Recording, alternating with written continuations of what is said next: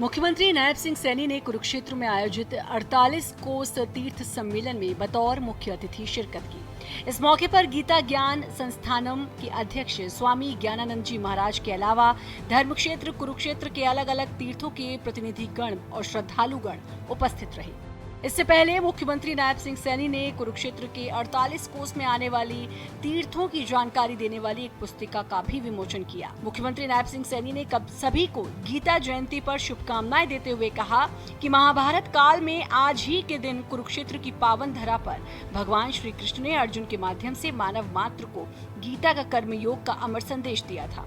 उन्होंने कहा कि धर्म क्षेत्र कुरुक्षेत्र में पिछले 17 दिनों से गीता प्रेमी सज्जन और श्रद्धालु 10वें अंतर्राष्ट्रीय गीता महोत्सव का आनंद ले रहे हैं। इसके अलावा भी इन दिनों पूरा हरियाणा गीतामयी है। हर जिले में गीता के स्वर गूंज रहे हैं। विभिन्न तीर्थों पर भी गीता महोत्सव की धूम है। राज्य और जिला स्तर पर एक साथ मनाया जाने वाला ये महोत्सव धार्मिक, सांस्कृतिक, कला और संस्कृति का एक अनुपम उदाहरण है।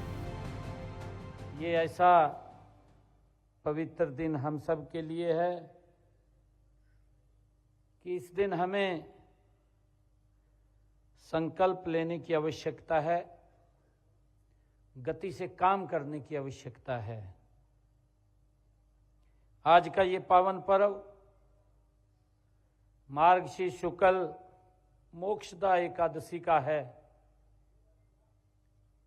हम सब जानते भी हैं कि ये हम सबको ये गौरव प्राप्त है।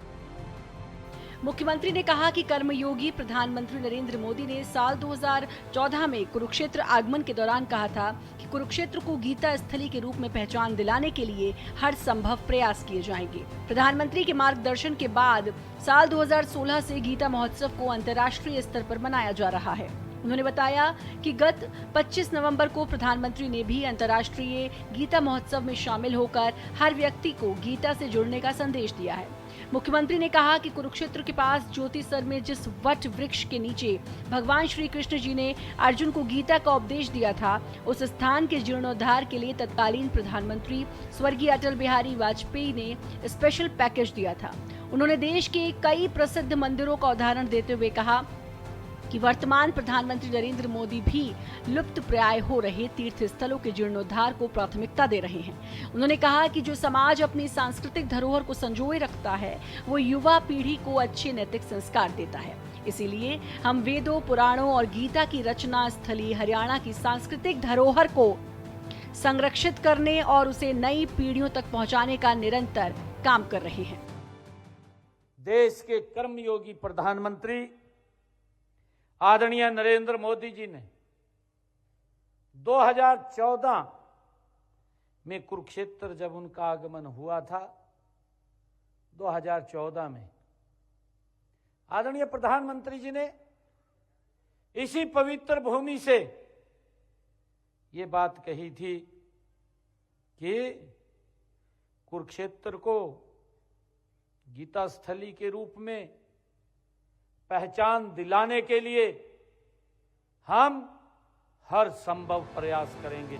मुख्यमंत्री नायब सिंह सैनी ने कहा कि पावन सरस्वती द्वितीय नदियों के बीच स्थित कुरुक्षेत्र की 48 कोस भूमि में 367 तीर्थ स्थली हैं। इनमें से कुछ लगभग लुप्त हो चुके हैं। हम इन तीर्थों का जीर्णोद्धार कर इनके वैभव को पुनः स्थापित करने के लिए कृत संकल्प हैं। साल 2023 में 48 कोस कुरुक्षेत्र भूमि के 164 तीर्थों की सूची में सर्वेक्षण और दस्तावेजीकरण के पश्चात 18 नए तीर्थों को जोड़ा गया है। इससे अब इस पवित्र भूमि के 182 तीर्थों का दस्तावेजीकरण हो चुका है। ये कार्य अभी भी जारी है और निकट भविष्य में इस सूची में और भी तीर्थों के जुड़ने की संभावना है। मुख्यमंत्री ने कहा कि प्रदेश सरकार का प्रयास है कि ब्रिज की 84 कोसी यात्रा की तर्ज पर 48 कोस कुरुक्षेत्र भूमि में स्थित तीर्थों की यात्रा शुरू की जाए। धर्म क्षेत्र कुरुक्षेत्र को भगवान श्री कृष्ण की नगरी मथुरा और धार्मिक स्थल हरिद्वार से जोड़ने के लिए इन मार्गों पर ट्रेन चलाई गई है। मुख्यमंत्री नायब सिंह सैनी ने कहा कि भारत सरकार के पर्यटन मंत्रालय द्वारा स्वदेश दर्शन स्कीम के तहत कुरुक्षेत्र को साल 2015 में श्री कृष्णा सर्किट में शामिल किया गया। इस स्कीम के तहत विभिन्न तीर्थों पर विकास कार्य करवाए जा रहे हैं। इस सर्किट के तहत 48 कोस की परिधि में स्थित 134 स्थानों का पर्यटन स्थलों के रूप में विकास होगा। इस कड़ी में ज्योतिसर तीर्थों में महाभारत थीम पर आधारित ज्योतिसर अनुभव केंद्र का लोकार्पण प्रधानमंत्री नरेंद्र मोदी द्वारा गत 25 नवंबर को हुआ है।